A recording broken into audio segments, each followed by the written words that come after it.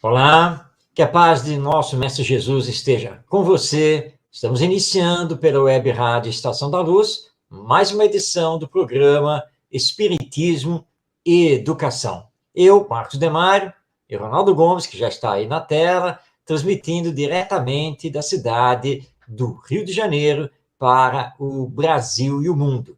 O nosso programa tem o objetivo de abordar os diversos temas que englobam a educação, mas sempre utilizando a visão espírita da imortalidade da alma, da reencarnação e demais princípios que formam a nossa doutrina, conforme a codificação de Allan Kardec. Vamos passar agora para o nosso amigo Ronaldo para a sua saudação. Muita paz, saúde a todos, gratidão mais uma vez a todos vocês, ao Marcos Demário, ao Tavares, para que possamos aqui ser apenas os intérpretes das nossas vontades, mas com a inspiração do nosso Pai que está no céu. Muita paz e gratidão mais uma vez e boa noite a todos. Bem, você que está aí nos acompanhando já deve ter visto aí na barra aqui, né, da sua tela, que está aí, né, tá indo aí o letreiro que está aí correndo. Você já viu que o tema do nosso programa é a importância da educação, parte 3. É porque nós estamos aqui conversando, comentando sobre um texto do espírito Joana de Ângeles, psicografado pelo nosso querido Divaldo Pereira Franco. Esse texto compõe o capítulo 18 do livro Lições para a Felicidade. E este é o terceiro programa na sequência em que nós estamos comentando esse capítulo, que é extenso e com muitas colocações da Joana de Ângeles sobre a educação na visão espírita, na visão espiritual. Então, hoje, nós vamos continuar e não sei se vamos terminar, vamos ver o que vai acontecer até o final aqui do nosso programa. Mas antes, eu e o Ronaldo combinamos aqui com o nosso Tavares, que está à frente da Web Rádio e está por trás da transmissão hoje, nós combinamos para iniciar o programa de não falar nem da Joana de Ângeles e nem do Divaldo Pereira Franco, mas do Chico Xavier. E você deve estar assim se perguntando, mas o que tem o Chico Xavier a ver com o programa e o tema de hoje? É que nesta semana, em que estamos indo ao ar, hoje, dia 27 de junho, nós estamos lembrando e comemorando 20 anos de retorno do nosso querido Chico Xavier ao mundo espiritual. Ele desencarnou no dia 30 de junho de 2002, na mesma data em que a seleção brasileira de futebol estava ganhando, né, a sua Copa do Mundo, estava realizando o seu pentacampeonato. Então, nós estamos, em toda a programação da Web Rádio, nos nossos eventos de uma forma geral, lembrando o Chico Xavier, a sua importância, o homem chamado amor, que nos deixou mais de 450 livros psicografados, e muito além dessa literatura exuberante, nos deixou um exemplo de caridade, de fraternidade, de solidariedade, de muito amor ao próximo, naquela sua simplicidade, humildade e representando com toda a dignidade a doutrina espírita. Então, fica aqui a nossa homenagem ao nosso querido Chico Xavier, nessa nossa lembrança. Mas, Ronaldo, deixa eu passar também para você, né, para que você faça também aí a sua homenagem ao nosso Chico Xavier. E, com certeza, tive a oportunidade de estar com ele 2 vezes aqui no Rio, quando ele vinha aqui no Marieta Gaio, que você também conhece o Grupo Espírita aqui em Bom Sucesso, no Rio de Janeiro. E, olha, não tem palavras. Foi década de 80. Na verdade, final de 70 para 80, início de 80. E vou revelar uma coisa. Muito. É emoção. A emoção toma conta. Falar do Chico e conhecê-lo, que eu tive essa oportunidade, é ímpar. Só quem pôde conhecê-lo. Se vocês que estão aí nos assistindo não o conheceu e já se emociona em ver as imagens, os vídeos, os filmes que tem sobre ele, imagina eu e quem teve a oportunidade de estar com ele. Não tem palavras, Marcos.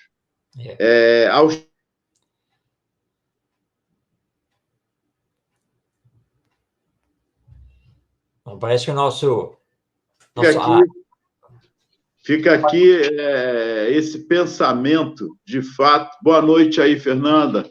Opa, obrigado, menina.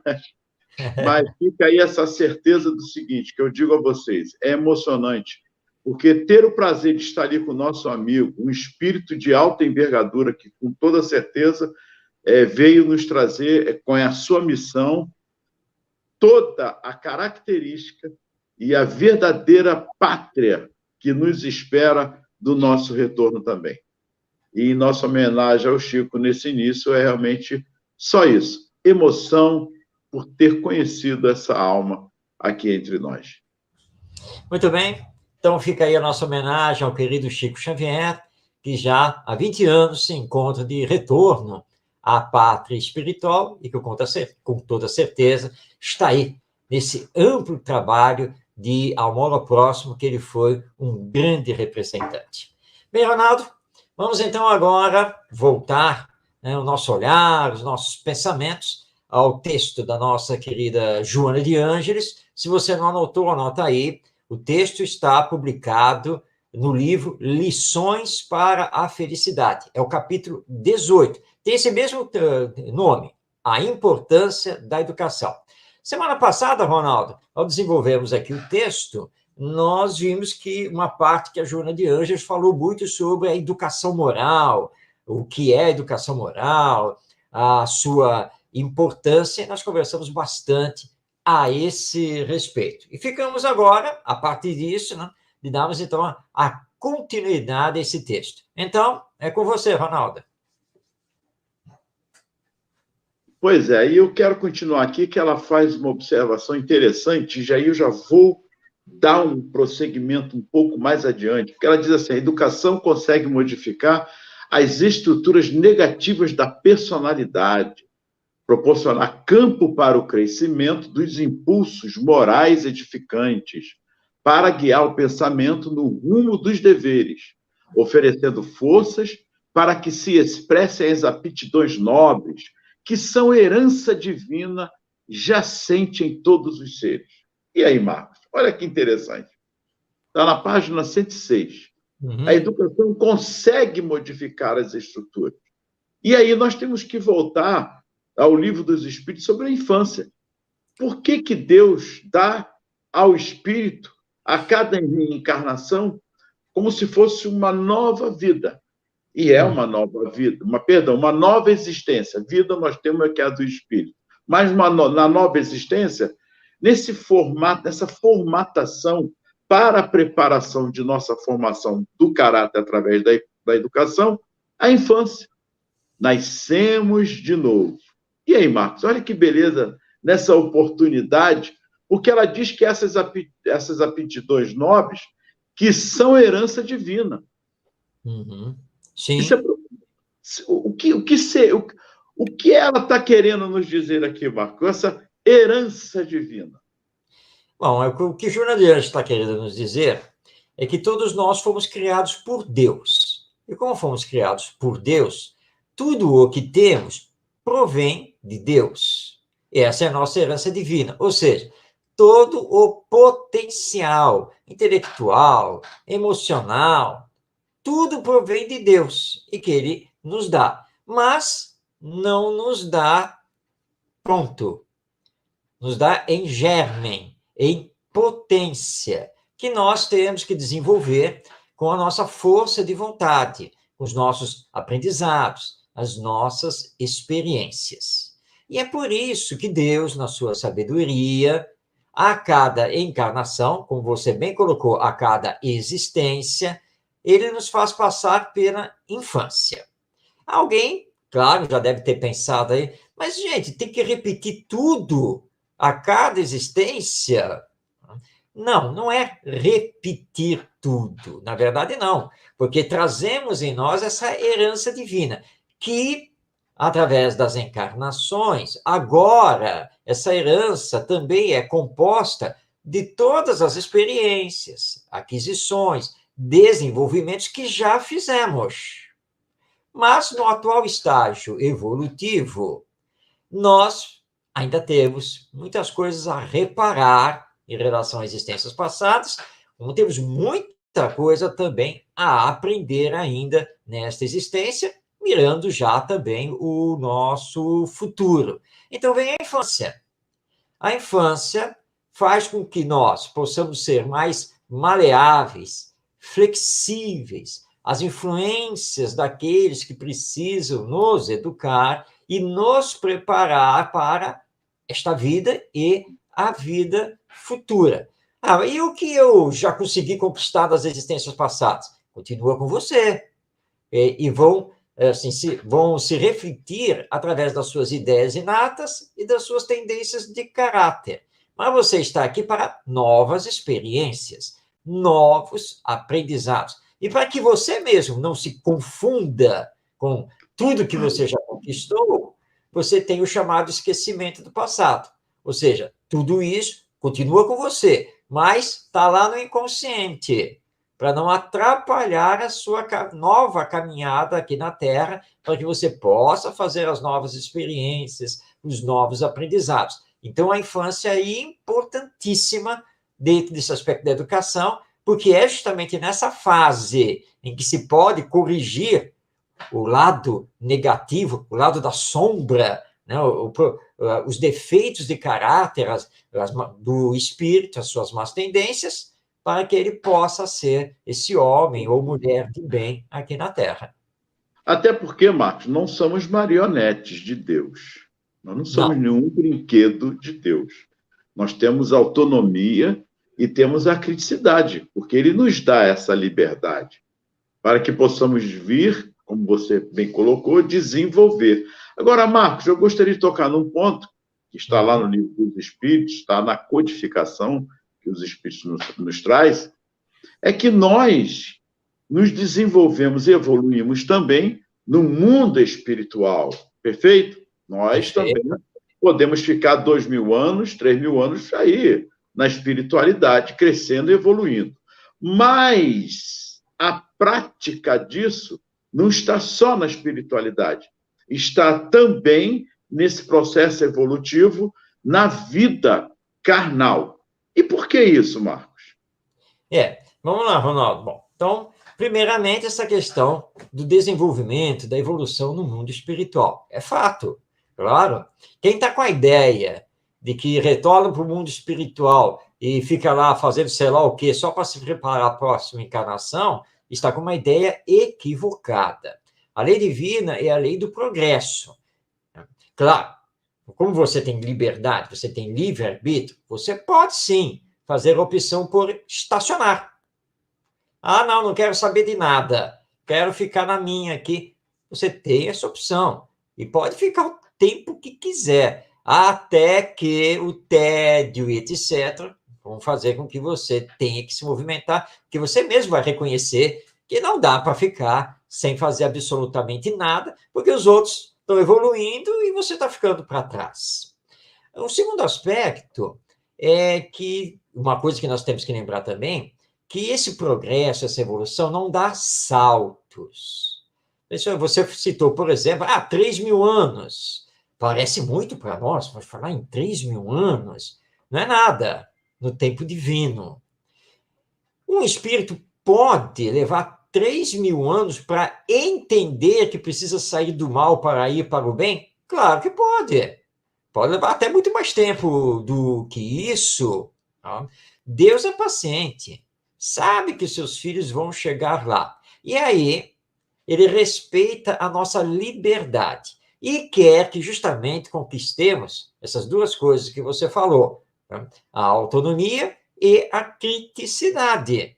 Por isso, os espíritos, também lá no Livro dos Espíritos, dizem a Allan Kardec que nós precisamos acelerar o desenvolvimento do senso moral.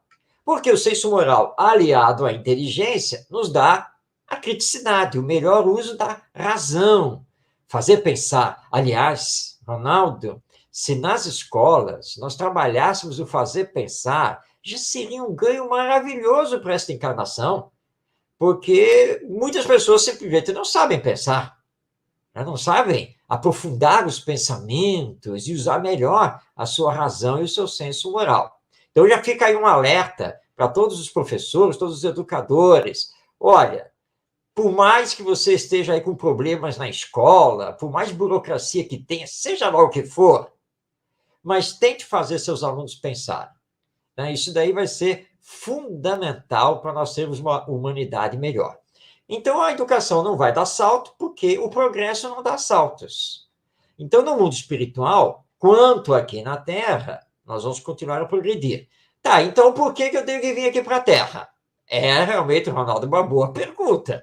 Porque se eu posso me desenvolver no mundo espiritual, se eu posso progredir no mundo espiritual, para que reencarnar? Ainda mais, Ronaldo, ainda mais aqui na Terra, né?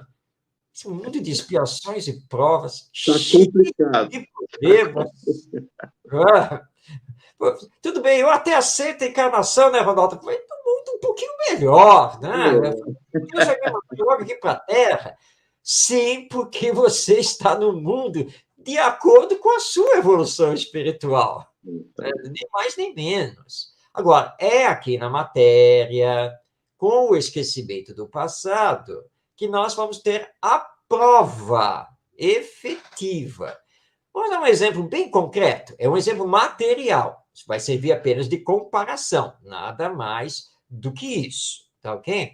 Você vai estudar informática, ok? Está sei lá, no curso, né, para ser técnico de informática. E as primeiras aulas são teóricas, que é para você entender linguagem de programação, funcionamento do computador. Você está lá, está ótimo, né? Você está lá na teoria. Teoria. E aí você agora vai entrar numa parte que é para estudar hardware, né? Que são os componentes eletrônicos do computador. Aí você vê lá. Tá. Aí o professor abre um computador lá na sua frente e diz para você começar a mexer conforme você aprendeu lá na teoria, nos diagramas, nos esquemas.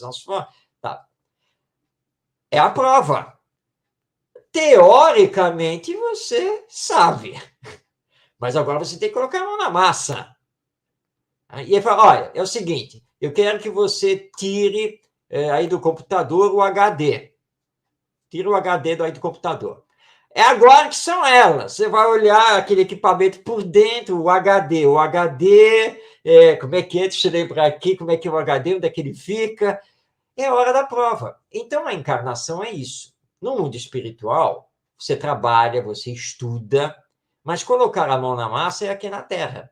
Então, você vai passar pela prova, pelo teste, para ver se os seus aprendizados no mundo espiritual, de fato, você vai conseguir colocar aqui em prática, diante das provas da própria existência material. Muito bem. E aí entra o resgate, a reparação das encarnações, os feitos, as ações uns com os outros, e nós somos os próprios verdugos de nós mesmos e da coletividade. Nós somos, na humanidade, o ontem, o hoje e o amanhã, desse refazimento, tentarmos recuperar, reconstruirmos em nós mesmos o que Jesus vem há mais de 2000 anos nos trazendo como lição, que é o amor, o amai-vos uns aos outros. E aí, Marcos, eu toquei nesse assunto porque a encarnação, ou a reencarnação, é um processo divino de educação. Uhum. Por isso que eu toquei nesse ponto. Claro que você já percebeu isso. E aí é que entra Joana de Ângeles falando sobre a educação integral, aquela que se apresenta nas áreas moral e intelectual, que são as duas asas do que falam os espíritos. Amai-vos e instruí-vos. E é a grande modeladora que tem por missão incutir hábitos saudáveis, roteiro de segurança, equilíbrio de comportamento e interesse pelas conquistas éticas que exornam o processo de evolução da humanidade. Ela está falando de quem? Nós, espíritos encarnados e espíritos desencarnados. E aí, eu só busquei essa parte que você explanou bem aí, e sabiamente bem oportuno também, porque bem ratificar o que ela está colocando para nós, esse aspecto do intelectual e da moral, porque são as duas asas. Ou eu estou falando alguma coisa demais, ou estou longe de falar, ou de estar dentro do que Joana está nos colocando. Não, Ronaldo, você está corretíssimo. Por isso que ela usa o termo, né, educação integral. Muitas pessoas se equivocam quando nós falamos de educação moral, que é a grande tese da doutrina espírita, achando que a educação moral só vai trabalhar a questão das virtudes, dos valores, da ética e a questão da religiosidade. Não. A educação moral, ela engloba também o desenvolvimento intelectual. Porque, olha só, não adianta eu trabalhar, por exemplo, virtudes, se eu não trabalhar o desenvolvimento da inteligência, do fazer pensar, né? Porque senão dificilmente o espírito vai conseguir colocar em prática, porque ele precisa raciocinar, ele precisa pensar. Por exemplo, o perdão, né? Que é um tema que se liga à questão das virtudes. Não, mas por que eu tenho que perdoar? Porque perdoar é um ato de inteligência. Ué, como assim perdoar é um ato de inteligência? Sim, provado pela ciência humana. Porque se você não perdoa aquele que você acha que lhe ofendeu, sabe o que acontece? Você começa a carregar ressentimento, mágoa, não é? Essas coisas modificam o seu psiquismo. Ao modificar o seu psiquismo, que vai ficar mais pesado, você atinge o organismo físico. Você vai ter, por exemplo, taquicardia, sudorese, problemas estomacais. Começa a acontecer uma série de questões de desarranjos, desequilíbrios fisiológicos, porque você está lá carregando aquela coisa, porque ele me fez isso, porque não sei o quê, e não sei o que lá. Então, você está se prejudicando. Ora, se você, então, perdoa, você joga para lá a mágoa, o ressentimento, a raiva, tudo isso que lhe prejudica. Então, perdoar não é um ato de inteligência para lhe beneficiar, não é? Então, nós temos aí essa questão. Você trabalha, sim, dentro da educação moral, a educação integral. É isso que nós temos que fazer. Olha aí a Elisete colocando uma observação importante sobre o que você está falando. A chave da felicidade é desejar sempre aos outros aquilo que desejamos a nós mesmos. É isso aí. Perfeito, sem nenhuma dúvida. Tem perguntas no ar aí. Opa! Pergunta da Fernanda Marques. E quando o professor ou a professora falha durante o exercício da sua missão, ou seja, apresenta comportamentos totalmente fora dos princípios éticos, prejudiquem muito na evolução dos seus, certo? E aí, mano? Prejudica ou não prejudica? Pois é, realmente é. Infelizmente, isso acontece, e muito bem. Professores que, na verdade, esquecem que, antes de mais nada, são educadores dos outros, não? Estão ali numa missão. Eles esquecem disso e levam para dentro da escola, de fato, maus hábitos, maus comportamentos, valores, muitas vezes, equivocados. Isso acontece.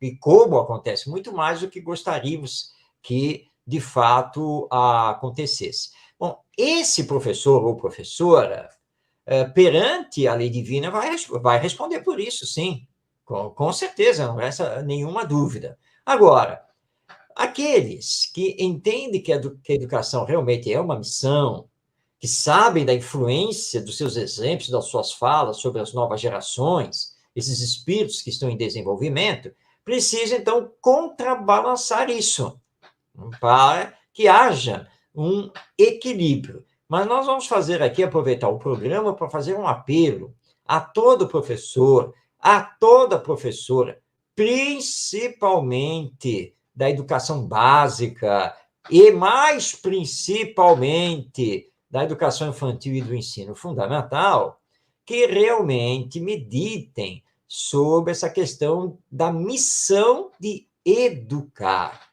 E que professor não existe apenas para ensinar conteúdos de disciplinas curriculares. O professor é um educador, tanto quanto o pai, a mãe, o avô, a avó, enfim. Por quê? Porque você, que é o adulto, é o responsável pela formação desses espíritos que estão ainda na fase da infância. Então, tem que tomar cuidado com as falas e, principalmente, com os exemplos, porque o exemplo é a maior ferramenta, é a maior força da educação. E aí, lembrando que a nossa Elisete Mendes falou aqui um pouquinho antes, né, que ela citou a grande regra da educação. E todos nós temos que nos colocar nessa regra, mesmo nós adultos, porque a questão, neste caso, é a reeducação, não é, Ronaldo? Ou seja, precisamos aprender a fazer ao outro somente o que gostaríamos que ele nos fizesse. E o professor tem que ter isso como regra de conduta, não apenas na escola, mas na sua vida. Perfeito. E aí, Marcos, nós vamos comentar aqui agora Pitágoras, que ela coloca aqui também, o grande sábio grego reconhecia o papel preponderante da educação quando exclamou: eduquemos as crianças e não necessitaremos punir os homens. Mas Pitágoras ele nasceu em 1900 e pouco, né, Marcos? Então, isso é recente que ele falou, essa frase dele, né? 1900, parece, ou 2000. É isso mesmo? Eduquemos as crianças. Só se você estiver falando de 1900 antes de Cristo, né? Calma, ele não é tão velho assim, calma. Mas Pitágoras foi um dos grandes filósofos e cientistas da antiga Grécia, mais ou menos, né, contemporâneo de Sócrates, Platão, Aristóteles. Pitágoras é muito importante, mas realmente ele antecede Jesus. Então, se Jesus esteve conosco há pouco mais de 2000 anos, vamos colocar mais uns 300, 400 anos antes de Jesus para falar de Pitágoras. Olha que beleza, Ronaldo. Então, nós temos essa frase dele há uns 2.300, 2.400 anos. E que frase belíssima! Eduquemos as crianças e não necessitaremos punir os homens. E aí, então, alguém vai dizer: não, mas foi a primeira providência que eu tive. Logo coloquei meu filho na creche, depois lá na educação infantil, ensino fundamental.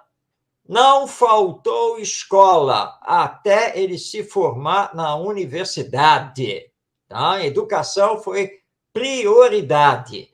Mas, olha, Pitágoras estava errado, porque, apesar disso, ele está preso agora, aí, o meu filho. Ah, é? Bom, olha só.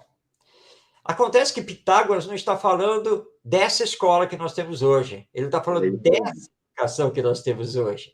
Pitágoras estava se referindo, na verdade, à educação moral, à formação do homem, né, de bem, da pessoa de bem. Se tivermos essa formação, não precisa ter lei severa, não precisa ter penitenciário, não vai precisar de nada disso. Por quê?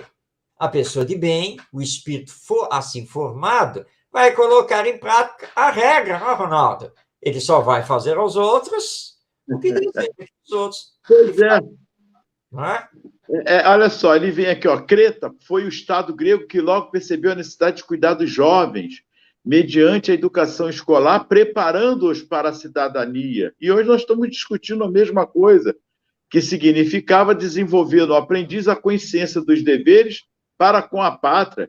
Concordo, é isso mesmo. Atenas, por sua vez, orientava os seus jovens após o dever exercido pelas mães e nutrizes para o aprimoramento dos valores morais em favor da sociedade. Olha que interessante, Marcos. Roma deu prosseguimento à obra da educação conforme os padrões gregos, orientando crianças e jovens para a construção nobre dos grupos social e nacional. Então, Marcos, o que aconteceu? Boa noite, Glória. Muita paz também a você e família. Marcos, e aí? O que aconteceu, então, de lá para cá, Marcos? Nos perdemos nesse contexto apenas do desenvolvimento cognitivo, que devemos ter, sim, o conhecimento, mas tão somente o conhecimento? Ronaldo, nós nos desviamos. Né? Essa que é a verdade. Né? Porque se nós tivéssemos seguido o entendimento dos antigos gregos sobre a educação, há, sem dúvida, que o mundo ocidental hoje seria outro. Não é? Se tivéssemos seguido Pitágoras, Platão, Sócrates, Aristóteles no campo da educação, com certeza estaríamos fazendo hoje tudo diferente do que estamos fazendo. Então não é nada novo. Não. Na verdade, nós não temos que inventar as coisas, não? É isso aí. É tudo um processo. E nós não podemos perder o passado. Esse passado é muito importante. Agora, precisamos resgatá-lo. Mas para fazer esse resgate, Ronaldo, não adianta nós ficarmos aqui apenas em discussões teóricas, acadêmicas, que não saem do lugar e muitas vezes se perdem, porque é tanta teoria, é tanta estatística, é tanta ideologia, é tanto isso, tanto aquilo, e nós temos que aprender a simplificar. Como eu uma vez respondi a uma doutora em educação, e eu disse a ela, olha, eu respeito muitíssimo a sua palavra, a sua opinião, mas olha só, se nós ficarmos aqui nesse torneio acadêmico de conhecimentos, de citações de escolas filosóficas e pedagógicas, nós não vamos consertar o mundo, porque é urgente para as novas gerações que aí estão essa formação do caráter, essa sensibilização dos sentimentos, esse redescobrir os verdadeiros valores humanos. E é isso que nós precisamos fazer com a criança. Não adianta ficar na universidade, ou no instituto tal, ou seja lá onde for, para ficar discutindo teoricamente. Aí, que é o que hoje acontece. Bom, nós vamos ouvir o professor Ronaldo Gomes, que vai nos falar da educação segundo Platão. Aí vem o Ronaldo, fala, isso aqui, faz uma série de abordagens, como é que o Platão pensava a educação e não sei o que lá. Ótimo, muito bem. Agora, vamos ouvir o professor Marcos Demário, que vai nos trazer o pensamento de não sei quem da escola. Tá, aí lá vou eu fazer. Aí vem o outro que vai falar de não sei o que lá, aí forma um painel. Aí no painel a gente só discute teoricamente, a coisa toda. Terminou o evento. Sabe o que sobrou para os professores da educação infantil e do ensino fundamental? Nada. Porque nada de prático foi falado. Nada ligado às vivências da escola, absolutamente nada. Agora, ficou um monte de teoria na cabeça de todo mundo, né? Mas e daí? O que eu faço com essa teoria? Então, com o tempo, nós começamos a focar só no cognitivo, só no desenvolvimento intelectual. Aliás, nem de desenvolvimento intelectual, né, Ronaldo? Mas na memorização de conhecimentos, que é uma coisa completamente diferente. Então, nós precisamos, refazer o caminho, não é? E resgatar esse passado. E ela coloca isso, que a partir da reforma, os estados germânicos valorizaram sobremaneira a educação dos jovens, tornando obrigatória nas escolas públicas a alfabetização, a princípio na Saxônia, depois de Wittenberg, impondo o idioma nacional em vez do tradicional latim, mediante a legislação de Weimar, e em 1619, o ensino se tornou obrigatório para todas as crianças e adolescentes, entre os 6 e 12 anos. Quer dizer, veio toda uma reconstrução, uma construção em voga sobre isso. Surgiram, então, as reações da Contra-Reforma com os interesses religiosos. Aí já começa, nós começamos a permear de homens inteligentes que vêm deturpando todo o desenvolvimento. Ô, Marcos, não entra aí um pouco também da escravização, essa deturpação de botar um cabresto na população, no povo, onde a educação ela fica justamente à mercê desses homens inteligentes de todas as épocas que vieram deturpando, porque entra a religião em prevalência a fim de preparar as mentes jovens para a manutenção dos seus postulados de fé, considerando os valores nobres da educação. Mas não vieram deturpando todos esses valores? Com certeza, Ronaldo. Isso se acentuou durante a Idade Média, com a prevalência da religião sobre o ser humano, a prevalência da religião sobre o Estado. E, inclusive, em todo o mundo ocidental de então, não existia liberdade, a não ser que você rezasse sob a mesma cartilha da religião predominante. Era isso o que acontecia. Nós temos um caso que simboliza muito isso acontecido na Idade Média, de uma pessoa que foi acusada de heresia perante a Igreja Católica, e quando ela foi levada ao tribunal da Inquisição, foi perguntado a ela se ela iria abjurar, né? Ou seja, né? E se ela iria negar o que antes ela tinha falado. Então, o que a pessoa faz? Olha para os inquisidores e diz assim: eu juro em nome de Jesus que... Aí os bispos lá, cardeais, aquele pessoal, eles se entreolharam, porque, e agora, né? O que não vamos fazer aqui, né? Porque nós queremos condená-lo, mas ele jurou em nome de Jesus. E aí um achou o caminho. Tudo bem, você jurou em nome de Jesus, mas você não jurou em nome da igreja. Você jura em nome da igreja. E aí lá, quem estava em julgamento olhou e falou: mas eu jurei em nome do chefe da igreja. Perjúrio! Não sei o quê. Ele foi condenado à fogueira. Então, é isso, Ronaldo. Realmente você tem razão na sua colocação, né? A liberdade foi totalmente cerceada.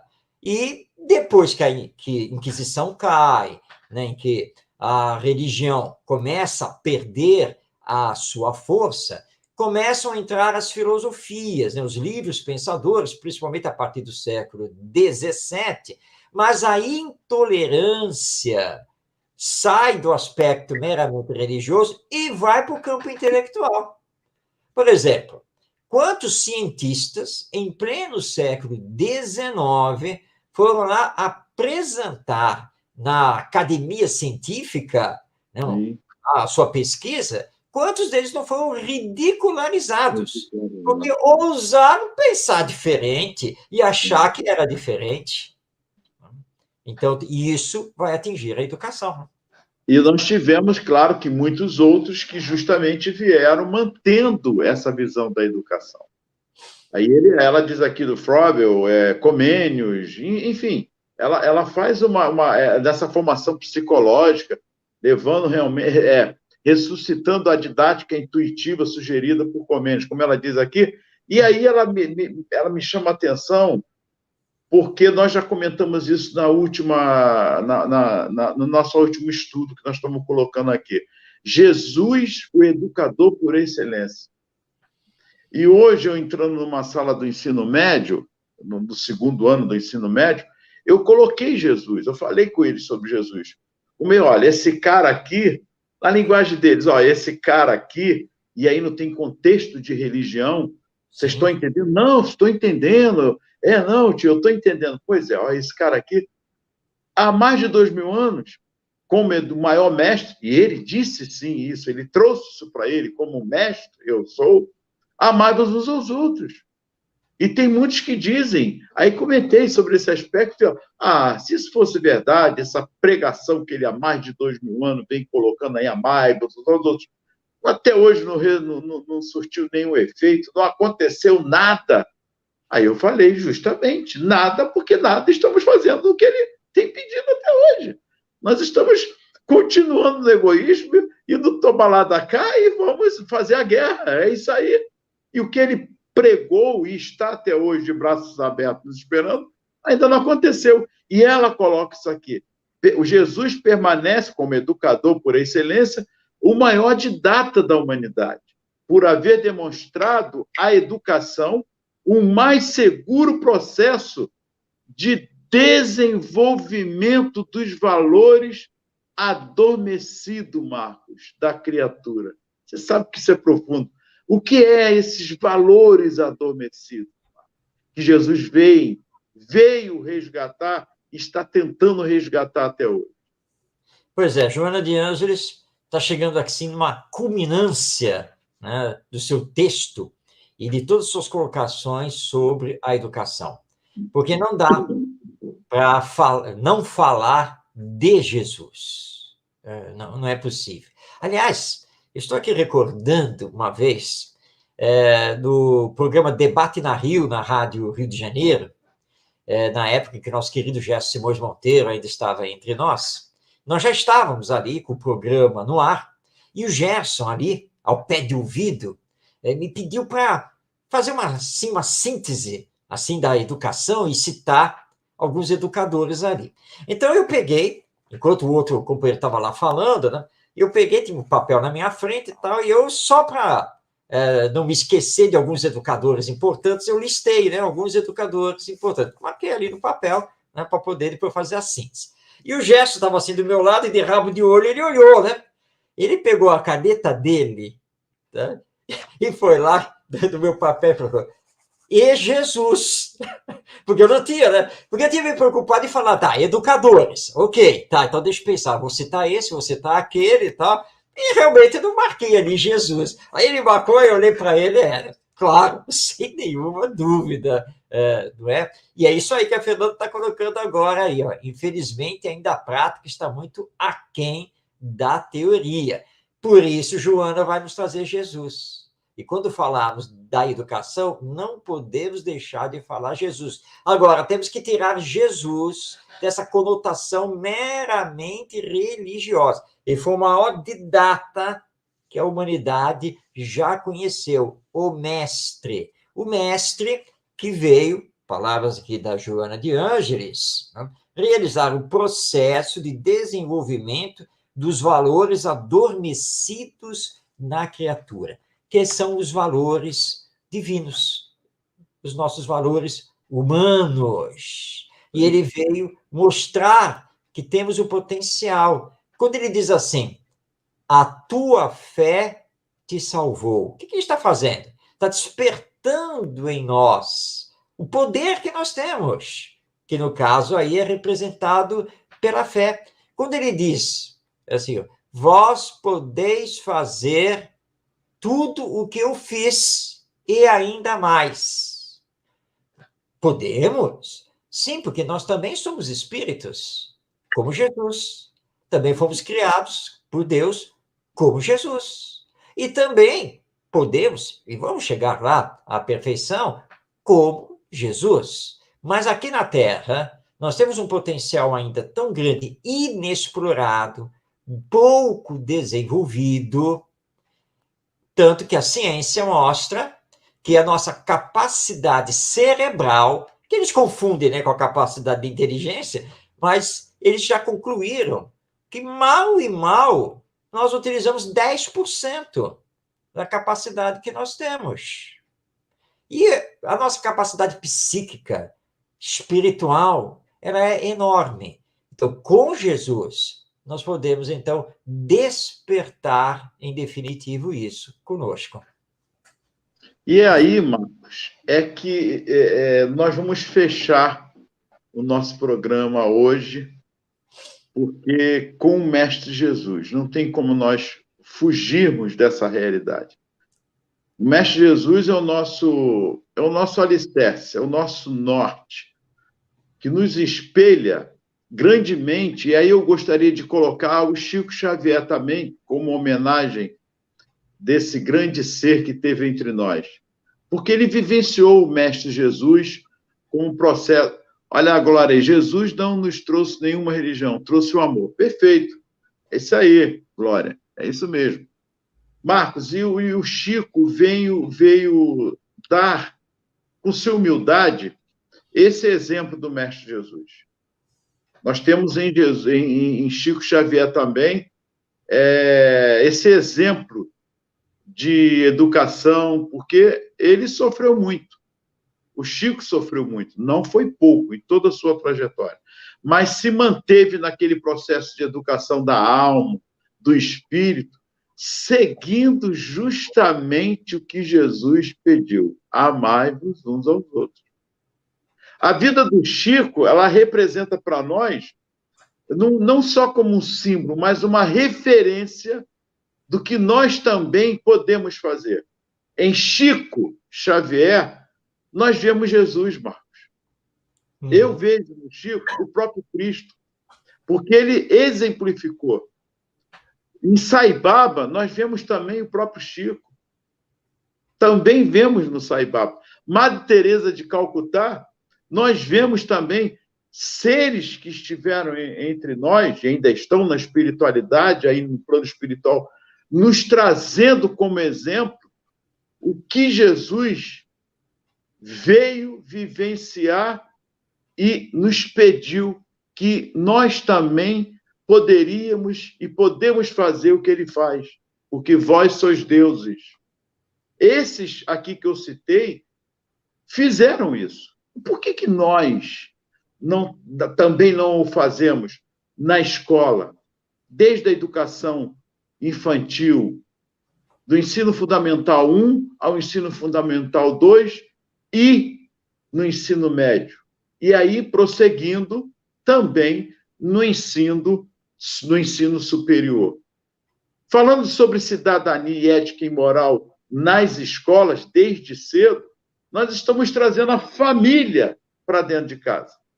A família, perdão, de casa ao lar para dentro da escola. Nós estamos trazendo a família para a escola. Esses núcleos familiares, através de uma educação parceira, nessa transformação, como diz Jesus aqui, amai-vos uns aos outros. Ou seja, eu erro, você vai errar, e através dos nossos erros, através dos nossos acertos, nos perdoarmos e vivenciarmos o melhor para nós. E não nos digladiarmos.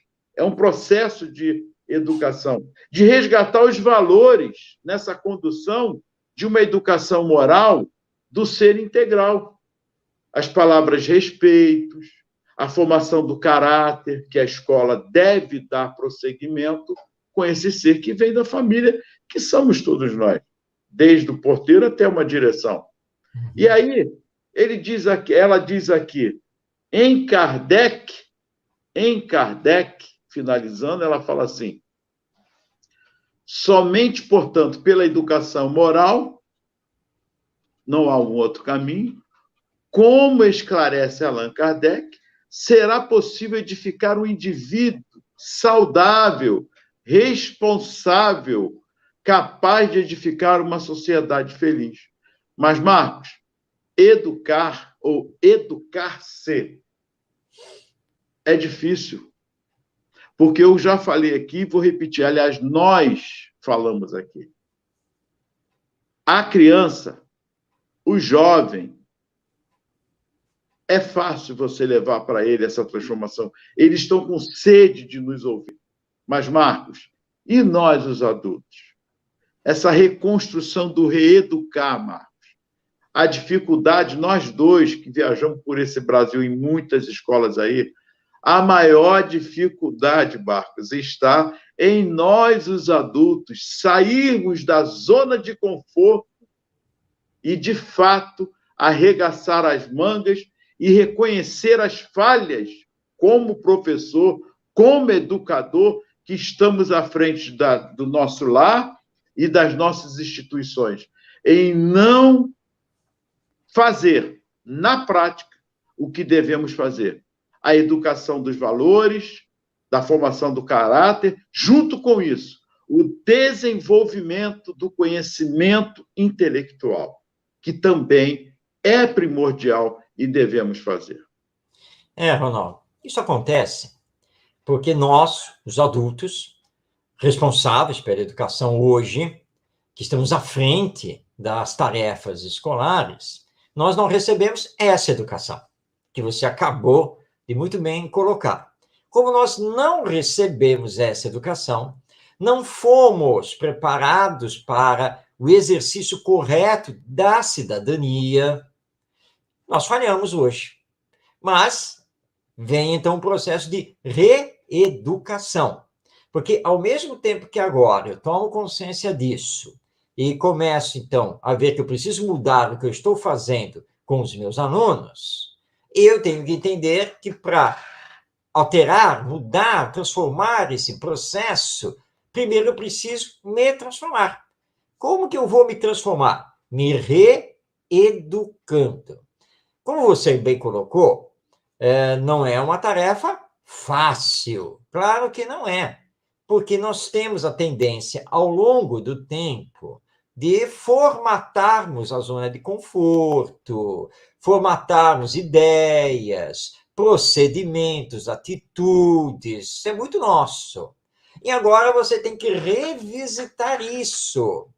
Tem que mudar hábitos. Lembrando Allan Kardec, que Joana de Anjos fecha aqui o texto com Kardec, a educação é o conjunto de hábitos adquiridos. Muito bem, você adquiriu esses hábitos, mas agora você percebe que tem que mudá-los. Então, você vai ter que trabalhar consigo mesmo no processo da autoeducação. E vai descobrir uma coisa maravilhosa. É possível. Dá sim para mudar os hábitos, como dá para mudar os pensamentos, dá para mudar os valores, dá para mudar as atitudes, os comportamentos, dá para mudar a didática que você utiliza lá na sala de aula. Dá para fazer. Para alguns, será um processo mais doloroso, para outros, será um processo mais ameno, mas claro que dá. E é urgente fazermos isso, porque senão nós vamos ficar apenas na teoria. E não adianta você ficar olhando para o seu colega, esperando que ele faça. É aquela questão do lar, não? É a questão. Bom, realmente nós precisamos organizar melhor as coisas aqui em casa. Ótimo. Então você já se posicionou, você já percebeu isso. Que bom. Bom, então eu vou esperar que a fulana arrume as coisas dela para que eu possa arrumar as minhas. Aí a fulana, também depois de toda uma conversa, chegou à conclusão, precisamos organizar melhor as coisas aqui em casa. Bom, para eu arrumar as minhas coisas, eu preciso que o fulano arrume primeiro as coisas dele. Então eu vou esperar que ele arrume as coisas dele para que eu possa arrumar as minhas. Mas o fulano está esperando que ela faça primeiro. Só que agora é ela que está esperando que ele faça primeiro. Qual é a moral dessa história? Vai continuar tudo desorganizado, tudo bagunçado, porque ninguém está saindo da sua zona de conforto, mas está esperando o outro.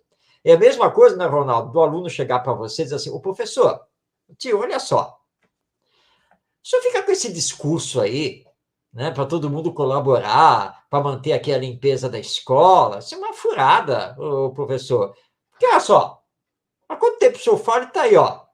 Ninguém arruma nada, a escola está sempre suja. Não está na hora de mudar aí esse seu discurso? Aí qual vai ser a sua resposta? Não, meu filho. É agora que você me fortalece para continuar o discurso. Sabe por que a escola continua bagunçada e até suja? Porque ninguém está colocando em prática, porque ninguém está fazendo a sua parte.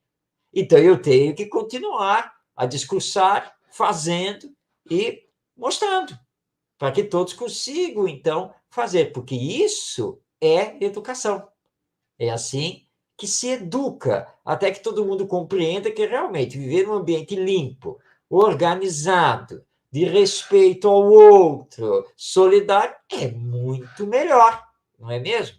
Então, tudo isso é a educação. Então, Joana de Ângeles, ao encerrar o texto aqui, ela está muito certa ao dizer que somente pela educação moral é possível edificar o indivíduo saudável. E claro que o indivíduo saudável vai fazer uma sociedade feliz. E aí nós temos os nossos guias e modelos. Claro, Jesus no topo, não resta nenhuma dúvida, mas aí, Francisco de Assis, a Madre Teresa de Calcutá, que você lembrou, Gandhi, vamos lembrar a Irmã Dulce, por exemplo, Sai Baba, que você também lembrou, e outros que nós poderíamos aí ir lembrando, são os nossos modelos. Aqueles que aplicaram a si mesmos esses valores morais e se tornaram exemplos para nós. E nós podemos fazer isso, se o quisermos. É isso. Opa, obrigado aí, o Lar de José, excelente. Obrigado a todos vocês pelo carinho, a nossa irmã que falou aí também. A nossa... Aí, ó, a Glória, a Fernanda, Tonheca também, que esteve aí, ó, Tonheca também. Elisete, muita paz a todos vocês, que Jesus os abençoe. E gratidão mais uma vez, e até segunda-feira, com mais uma educação, espiritismo e educação. Porque estamos juntos, muita coisa vem por aí, não é, Mar? Muita paz. Com certeza. E nesse encerramento, não podemos novamente deixar de fazer a nossa homenagem ao Chico Xavier, que o Ronaldo também lembrou como grande exemplo, um seguidor, com todas as suas forças dos ensinos do nosso Mestre Jesus, e que esta semana está aí completando 20 anos de retorno ao mundo espiritual. E que nos nossos estudos da doutrina espírita, do Evangelho, não esqueçamos dos exemplos amorosos do nosso Chico Xavier e da maravilhosa literatura que ele psicografou e deixando para nós. Ao Tonheca e a nossa querida Cida, lá de Leopoldina, pode deixar, tá? Que nós vamos sim aqui tomar, como é que diz aqui, um chá quente e depois uma cama quentinha, porque a temperatura aqui no Rio de Janeiro também está caindo agora, e sem dúvida que isso vai ser muito bom e que todos possam fazer isso. Um grande abraço a todos que nos acompanharam, aos que vão ainda assistir este vídeo através da web rádio Estação da Luz, que possamos nos encontrar na próxima semana. Não esqueça, segunda-feira, 20h30 da noite, pelo Facebook e pelo YouTube, e que o nosso Mestre Jesus a todos nos abençoe, tenhamos muita paz, possamos ter uma bela semana de aprendizados e boas realizações para que tenhamos um mundo melhor. Grande abraço, paz em todos os corações, até próxima semana.